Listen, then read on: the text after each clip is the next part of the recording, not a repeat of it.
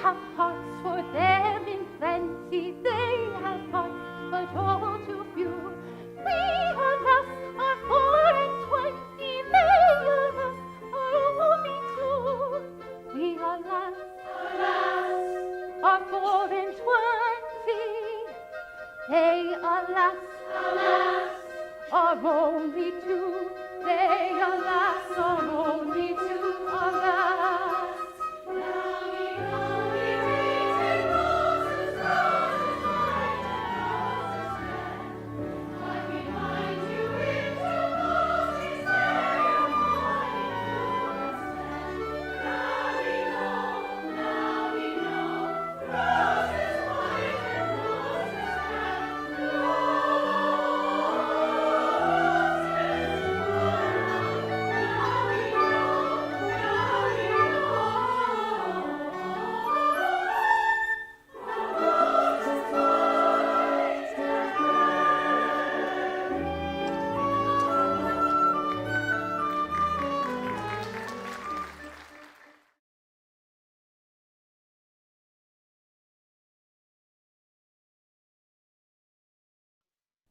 Hello, I'm Skylar Kelly. Welcome to another installment of OMP at Home.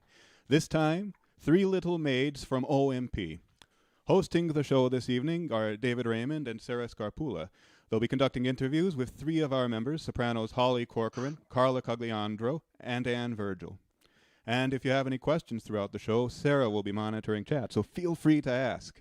We're the Off-Monroe Players, Rochester's Gilbert and Sullivan company. For more than 40 years, we've been bringing the fun and joy of Gilbert and Sullivan to audiences in the city of Rochester, and we look forward to continuing our work in the future. We pride ourselves on bringing you quality theatrical productions absolutely for free, and this is only made possible by the generous donations of our audience members and patrons. So if you can donate, please visit us at http://off-monroeplayers.org/patrons. Click the tip jar button at the top, and you can leave any amount there. That's our virtual fishbowl. If you'd like to become a patron, scroll down on that page, and you'll find a form there. So all of that said, now I'll turn it over to our hosts. Thank you, Skylar. Welcome, as Skylar said, to the latest OMP at Home installment, 3 Little Maids from OMP. My name is David Raymond, and our guests are 3 of the Off-Monroe Players leading ladies, Anne Virgil, Carla Cogliandro, and Holly Corcoran. You saw before this some of the original Gilbert and Sullivan leading ladies, and now you have a chance to hear from our current crop of leading ladies. They have been involved in OMP, I would say, continuously, starting in 1982 up to the present, and I did a little quick and dirty math, and it seems like among the 3 of them, they have been involved in at least 60 productions. Backstage, production work, stuff like that, mainly as the leading ladies in the Gilbert and Sullivan operettas. So I'd like to start out by going around the virtual room and asking, what was your introduction to the Off-Monroe Players? And I wondered if that was also your introduction to Gilbert and Sullivan. I thought I'll start with Anne. Okay, my introduction to the Off-Monroe Players came right after I had finished my graduate work at the University of Arizona. I got a call from a friend who said they needed someone to fill in for Edith in Pirates of Penzance at Highland Park Bowl, and I learned the role in 2 weeks, and then it got rained out. For that, and in college, in opera workshop, which was a required class, I built sets and worked on costumes for the gondoliers, and that's the earliest I can remember Gilbert and Sullivan. And then I was in Pinafore and Mikado in Hilton in a little theater above the drugstore called Flowertown Theater. And that's where I was first involved in Gilbert and Sullivan. Oh, what was that after you had come back from college? Actually, that was in between undergrad and graduate. Okay. Good. Yeah. Good. Carla, how about you? My introduction to OMP and Gilbert and Sullivan was all in one night. I was in the audience of Patience. That was a production in 2003. And I was Starring Holly. yes, as Patience. Yeah. And Bill Hammond, I saw him in his big curly wig with his funny, goofy faces. And Sarah Jane with her false teeth. They were buck teeth. They were false, and she plugged through her character with lisps, and I don't know how she did it. But and then Holly's high note soaring above the chorus, and I was like, I gotta do this. So that was my introduction. And your first show you were in was Gondoliers? Did you? Yes, Gondoliers 05. Yeah. Yes. Okay. Mhm. Good. And Holly, how about you?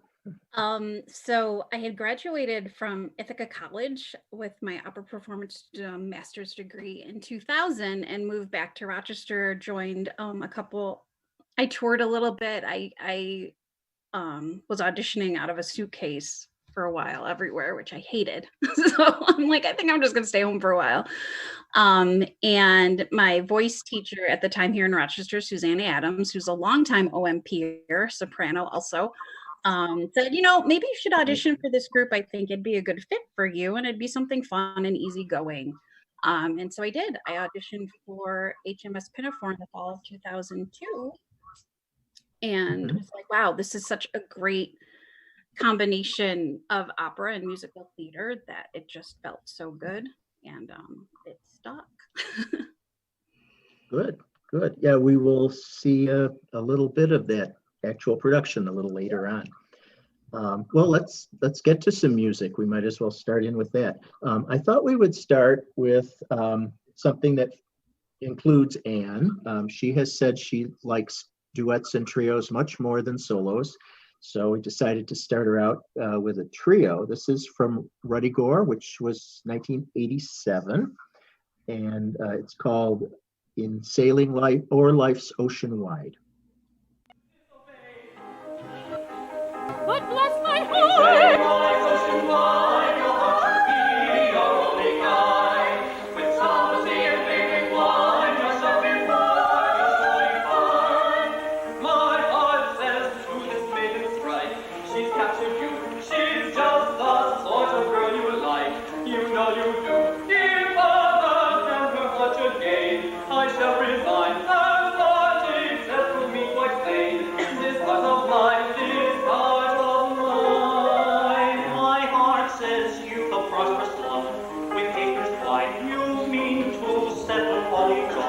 Upon your pride, it don't pretend to take my axe. My word aside, it merely states these simple facts. This heart of mine, this heart of mine. 10 minutes since my heart's in white. It now says black. It has said black and now says bright. As of intent, I must go live latest green. You tell me so, but to intend this man again. I'll let you know.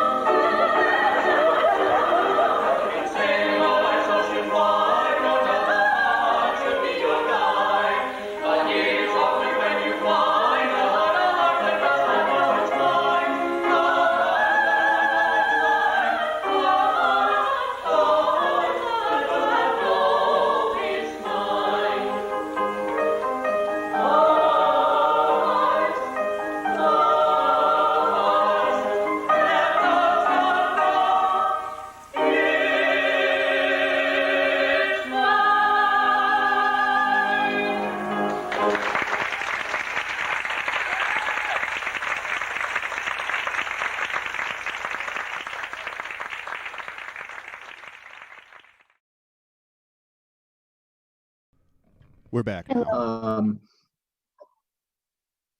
Okay. I said that may have been a little out of sync, but I think we got the idea of the piece.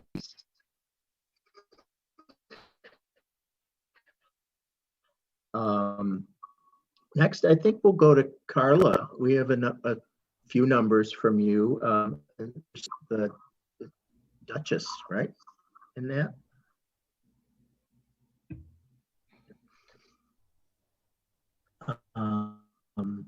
And this is, I believe it's a quintet. It's Try We Lifelong from the Gondoliers.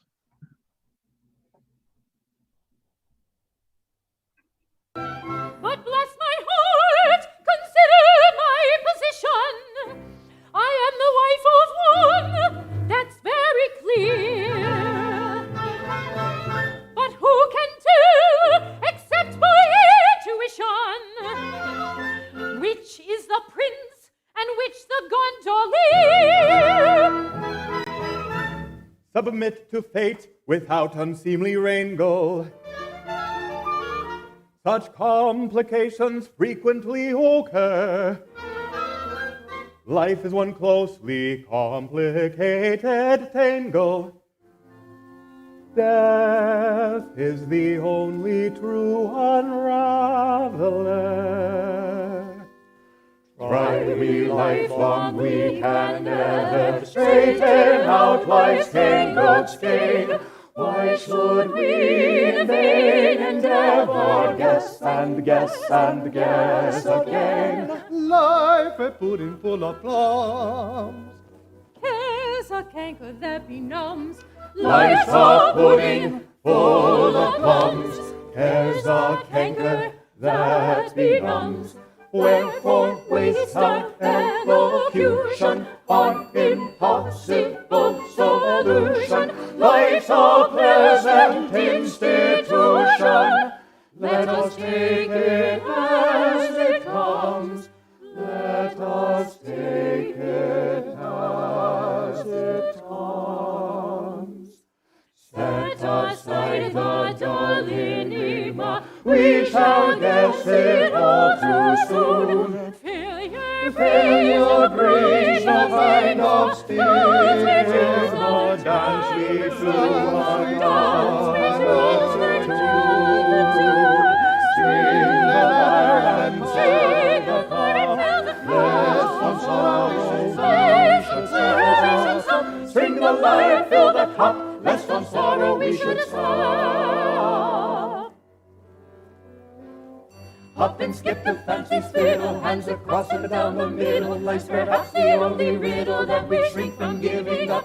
Life's perhaps the only riddle that we shrink from giving up. They take it as it comes. Take it as it comes. String the lyre, fill the cup, lest from sorrow we should stop.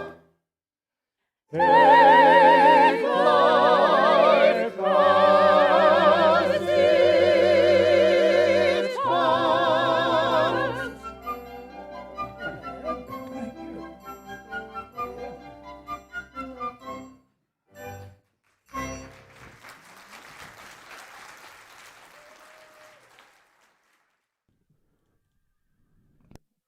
That was Try We Lifelong from the Gondoliers, featuring one of our three little maids, Carla Cogliandro, as the Duchess. I forgot to mention for the first one with Anne, she was with Bill Hammond and Ron Herman. And Carla was with Schuyler, with Bill Hammond, again, the remarkable Bill Hammond, Edward Medina Torres, and Karen Karniski. So everyone gets some credit. And to introduce Holly musically, I thought we would we'll have an excerpt from the show that started it all for Carla. It's Patience from 2003. And she is singing her first song, which I got the title of here. Oh, I Cannot Tell What This Love May Be, with the women's chorus from Patience. This is with Holly Corcoran as Patience. I cannot tell what this love may be, but coming to all, but not to be. It cannot be kind as maiden flight, or why do these ladies sigh? It cannot be joy and rapture deep, or why do these gentle ladies weep? It cannot be faith or life's despair, or why do their eyes so wide?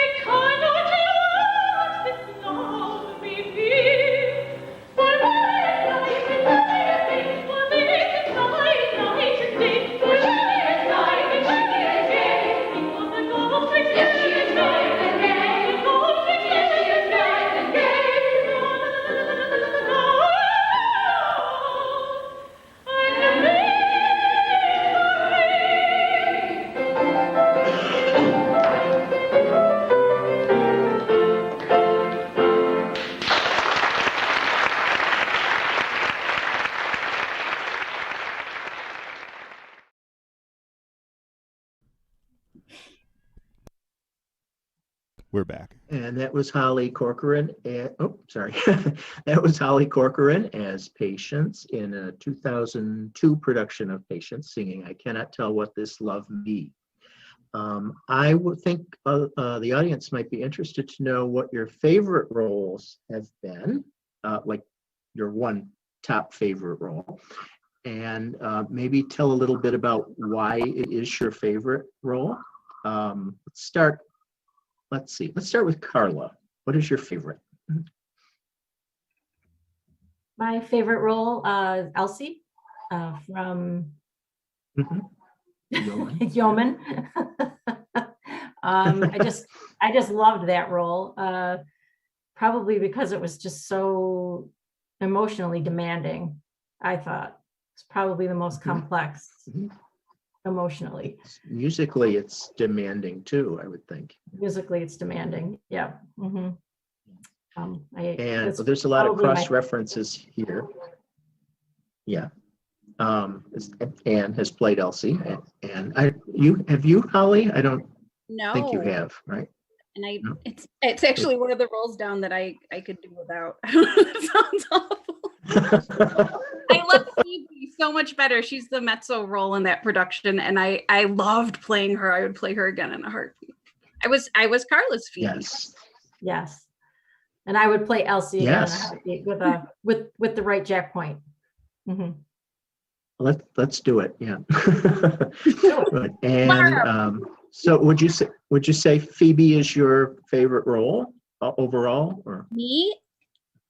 Yeah, no, definitely Mad Margaret. And it's funny that as a soprano, I'm saying that, that mezzo role just got my heart. And I don't know if it's so much that I could relate to Mad Margaret, which sounds really strange. But for those of you out there who don't know, I'm actually a psychotherapist. So Mad Margaret was super interesting for me to portray. Also, it was challenging singing a mezzo part, but her music is just so beautiful, especially Act 1. And then, we get to have fun in Act 2. I played with Mike Peterson, who's a really, really funny comedic actor, and he made it so much fun for me. That was fun. Yes. It was. I'm afraid we have to tell the audience that we don't have any clips of you as Mad Margaret, unfortunately. They would be worth seeing. And Anne, what your favorite role? Rose Maybud, and I gotta say, just because I played that role twice with Terry Benedict as the director both times, and I think it's more associated with the memories and just the whole community spirit and cast parties. Good. We have a family audience. We don't need to go into all that. Yes, the 87 one I was in, that was the first show I was ever in of OMP, and I remember it quite well. So you're absolutely right. And I loved playing off of Mad Margaret. Kim McConnell. Yes. It was a riot. Ellen Klein. And Ellen Klein. Yeah. Yeah. Yes. It was a riot. Yes, but hard to be the straight man. But she has some good moments. I mean, she's kind of a gold digger underneath her polite exterior, so she must be fun to play. Good. Let's have some more music, I guess. Skylar, can you cue up? Let's see. Here's another one I was in. Let's make this about me. This was the trial by jury that we just did.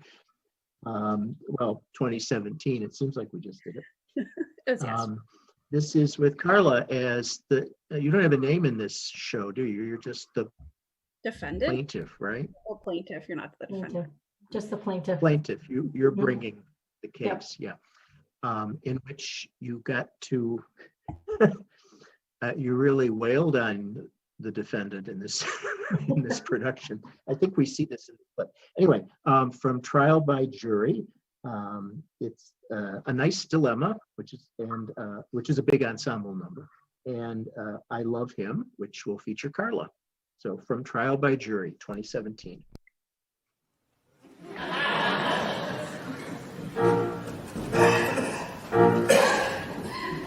A nice dilemma we have here that calls for all our wit, for all our wit. And that this it ought to be that we can celebrate.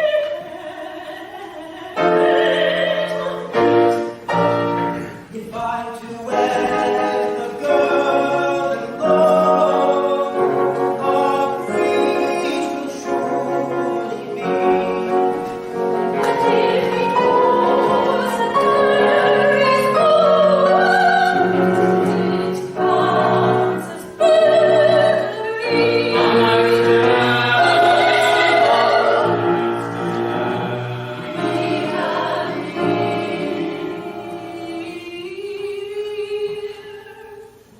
nice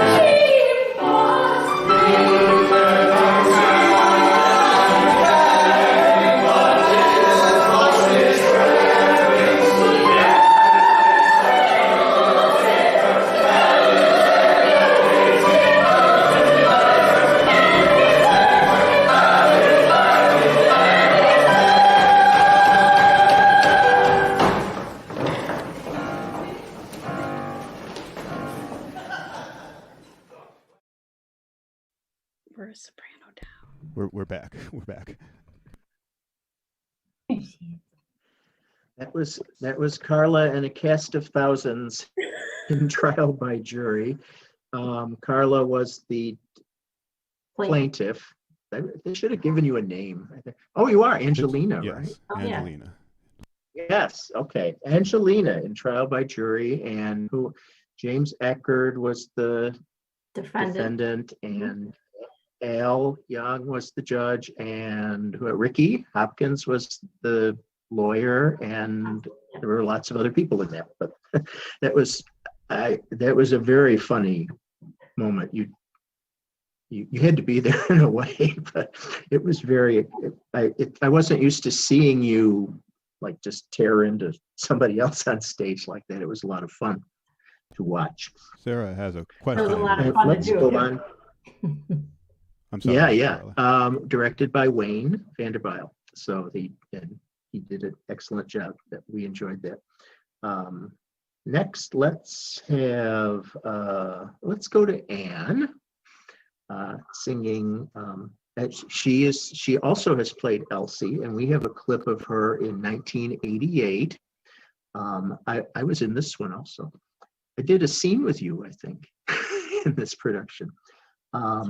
She is singing as Elsie, "'Tis Done, I Am a Bride," her big number in Act 1, from Yeoman of the Guard. It's Anne Virgil as Elsie. Oh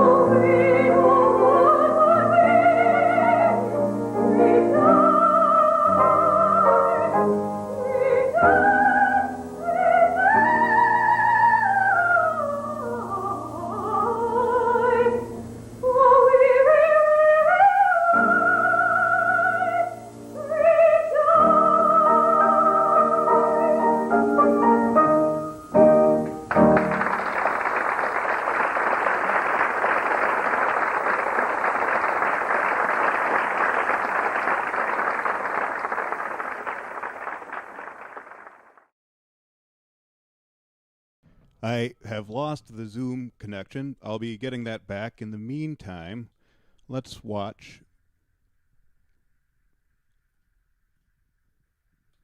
Let's watch Brightly Dawns Our Wedding Day from the Mikado, with apologies.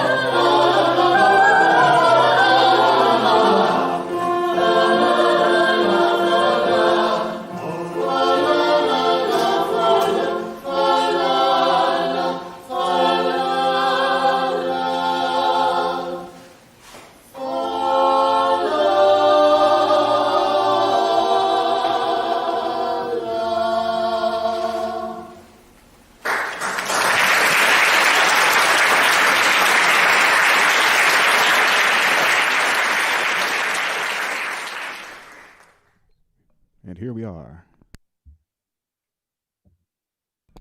Well, apparently we had some technical difficulties, but I definitely know that you saw Anne Virgil as Elfie in Yeoman of the Guard from 1988.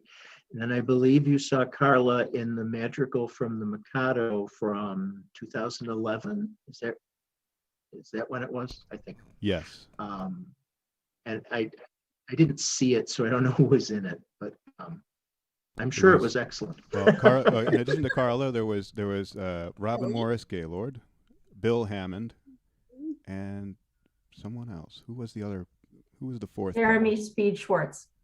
Oh, yes. Thank you. Oh, okay, good. Thank you all. Thank you for that. Before I ask any more questions, I hear we have a question in our chat. Is that right, Sarah? Yep. So Jordu wanted to know, one of our OMP members, she asked, What parts have you not played that you really want to, and why? From all of our maids. Oh, good question. Who wants to start?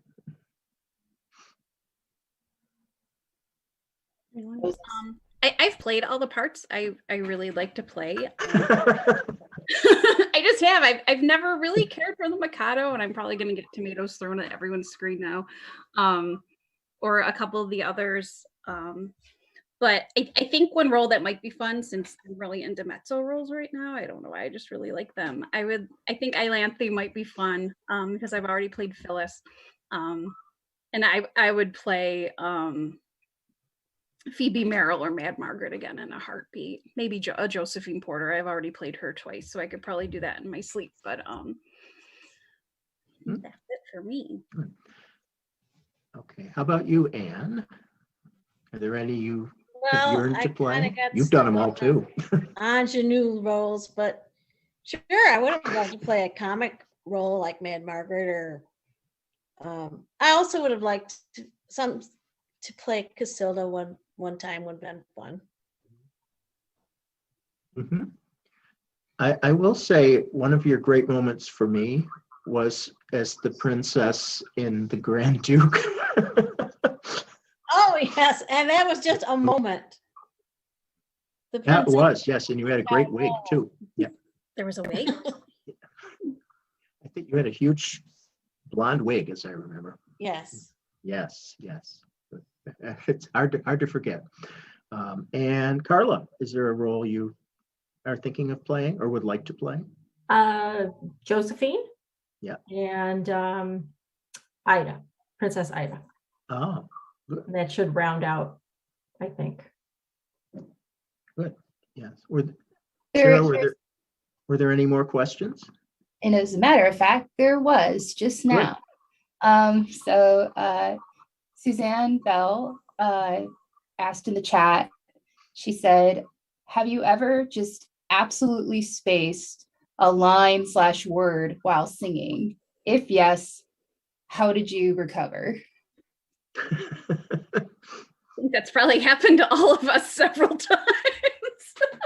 It's happened to me tonight, in fact. It's gobbledygook, I think, sometimes, or you tend to Yeah. repeat a verse that should have happened or is coming up. And the timeliness of it is a hot mess. I guess she meant like if there's any memorable like roles Moment. like or moments that come to mind like from a specific show or role that happened.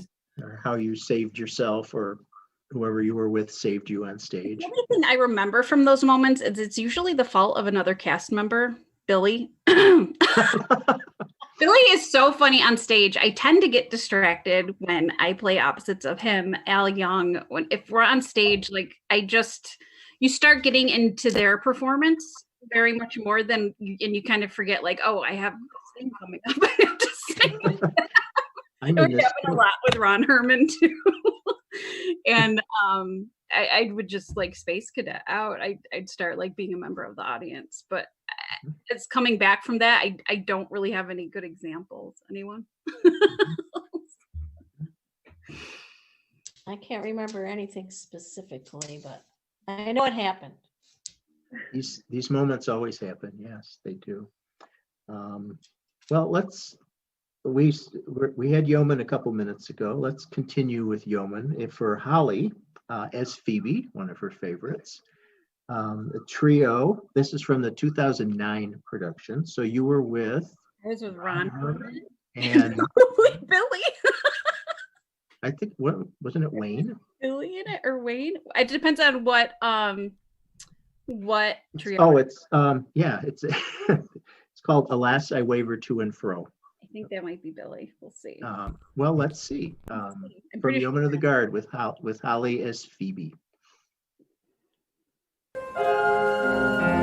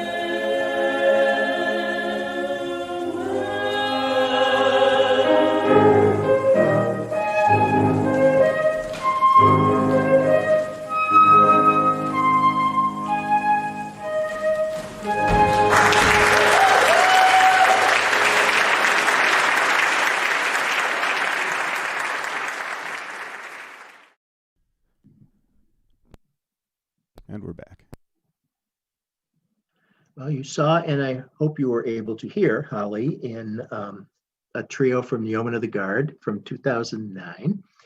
It was one of her favorite roles. Phoebe Merrill is her name, right? Yeah. And we have another question in our chat, Sarah. Yes, Charles was wondering, I wonder about your favorite duets. Whom have you sung with that you really want to sing with again? To all of our sopranos, favorite duet partners.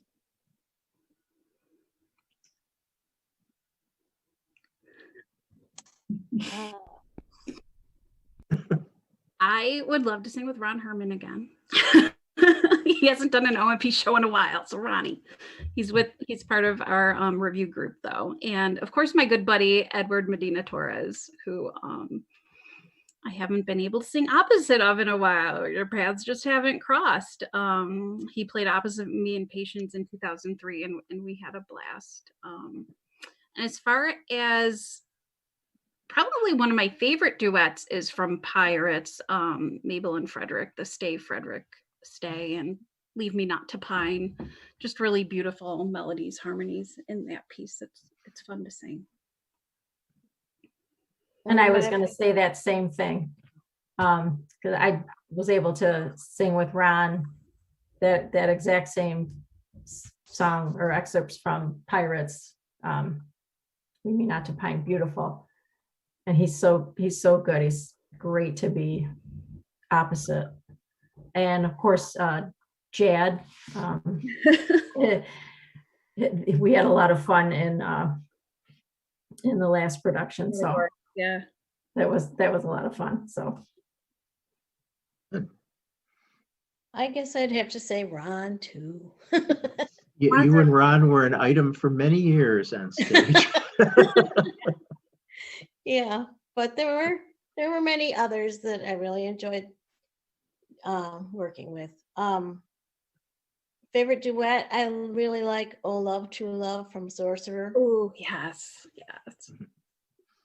beautiful. Very good. Well, let's our time is we're drawing to a close fairly soon, so let's just have some more music. Let's go to let's have another from the Mikado. Maybe I'll actually see this one. This is a duet, as a matter of fact. Carla and this is Jeremy, I think, right? Were You Not to Cocoa Plighted? Yeah. From 2011 Mikado with Carla and Jeremy.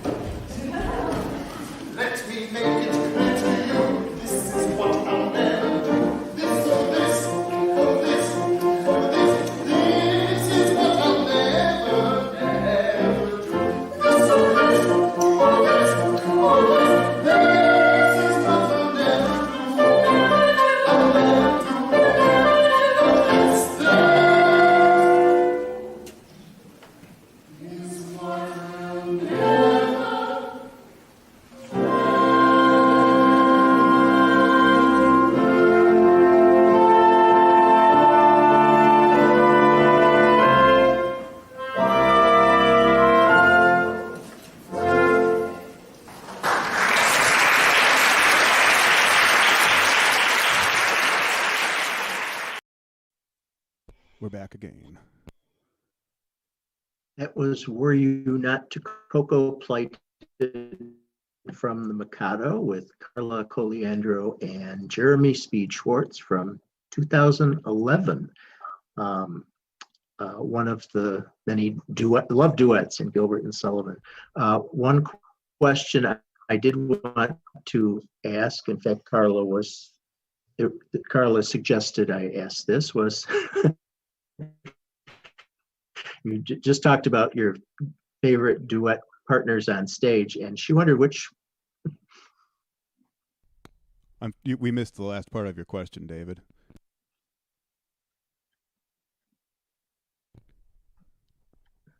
David, could you repeat your question, please? Oh, okay. Thank you. I was sure.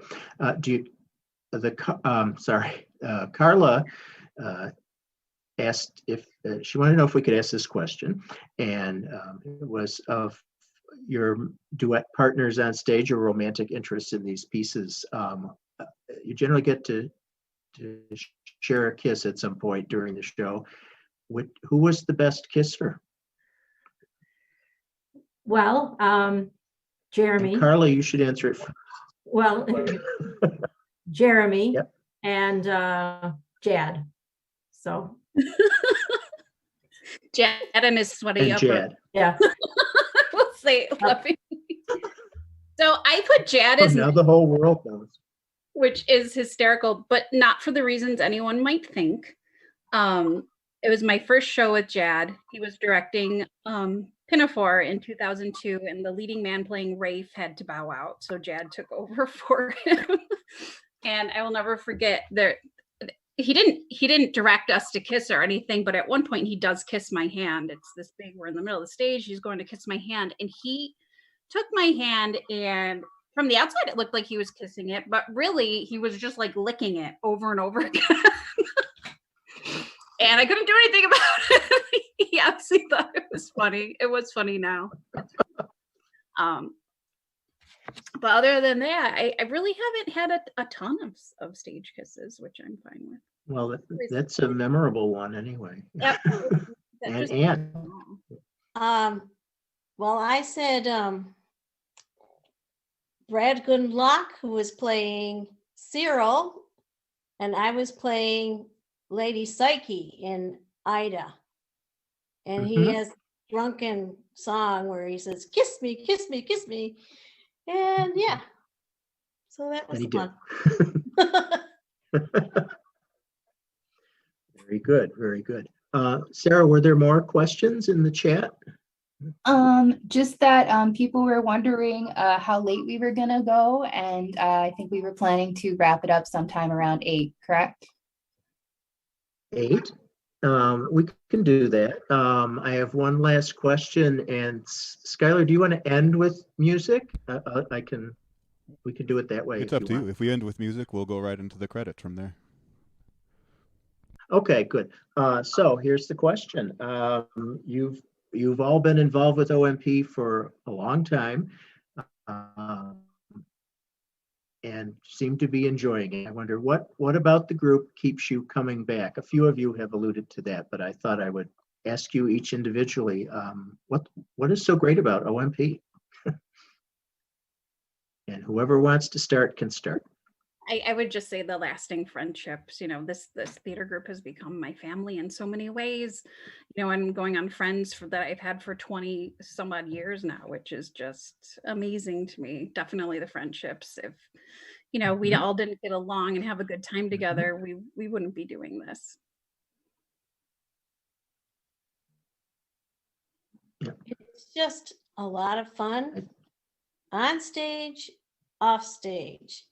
And everybody, I think it's anybody who wants to do a show can do a show. And, you know, there's no pressure. If you want to be in the chorus, you can be in the chorus. And there are no divas. There are no divas, really. No, that's right. And Carla, wrap it up. I agree with Holly. It's a family. It's a family atmosphere, inclusion. Just once you're in, you don't want to leave. You may venture out and do other shows, but you always come back to OMP. So It's a big, happy, semi-functional family. Exactly. So, well, as I said, yeah, I will end with some music, and it will be from Pirates of Penzance in 1988, a memorable production. With, I guess it seemed like we did it for months. It will be When the Foeman Bears His Steel, the big ensemble number in the second act with Anne is in it. And so I guess I'll just wrap up by saying thank you, ladies, for your comments and your willingness to do this. Also, thanks to Skylar, to Sarah, and to Rachel Pasternak for their help. And I'm David Raymond of Off-Monroe Players, and I hope you have a good evening and enjoy this big number from Pirates of Penzance. Thank you. Thank you, David. Thanks, David. Thanks, Sarah. thank you.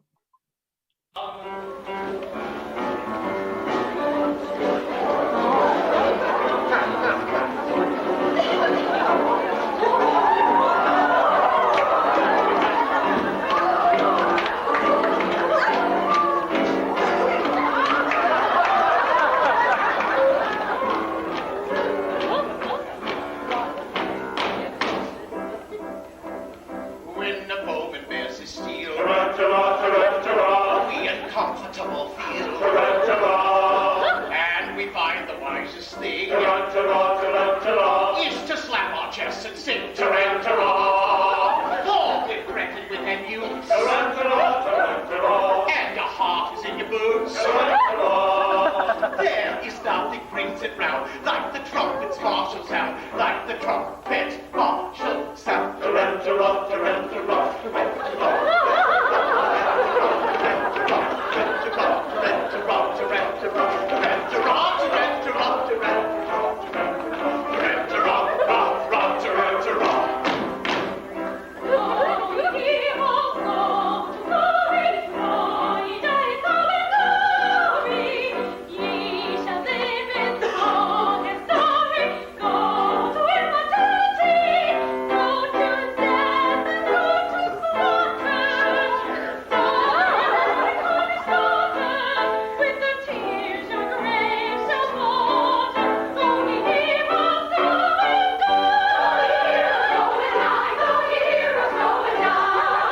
Unto us it's evident, these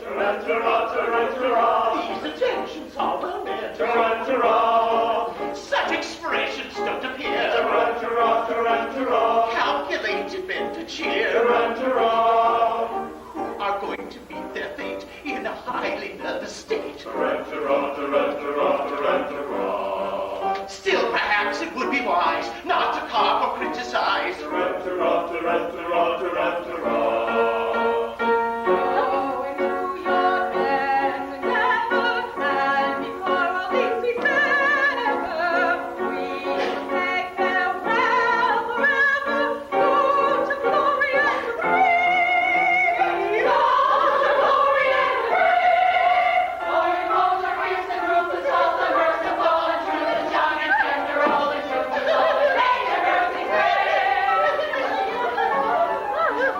We observe with greatest stress at the risks that others press, and with reference alack to our chance of coming back. Still, perhaps it would be wise not to carp or criticize, for it's very evident these attentions are well meant. Evident, yes, well meant. Evident, ah, yes, well meant.